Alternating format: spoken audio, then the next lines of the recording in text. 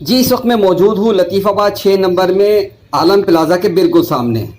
ईद उल अज़हा के तीनों दिन के इख्तिताम के बाद आज चौथे रोज़ ये वो मुकाम है जो कुर्बानी के जानवरों की आलाइशों वगैरह के हवाले से मरकज़ी डंपिंग पॉइंट था।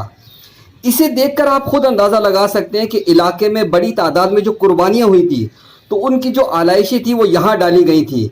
मैंने इसका ज़ाती मुशाहिदा भी किया कि रात गए तक Sindh solid waste management board Hyderabad की जानिब से आलाइशें उठाने का सिलसिला बदस्तूर जारी रहा और आज ईद के अख्तिताम के बाद जो सूरत हाल है वो आप खुद भी मुलाहिजा कर सकते हैं।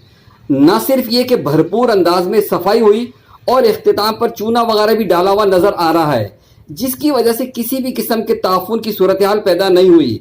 नीज़ इलाका मकीनों ने भी Sindh solid waste management board Hyderabad की इस अहम काम के मौके पर अपनी तसल्ली का इजहार किया।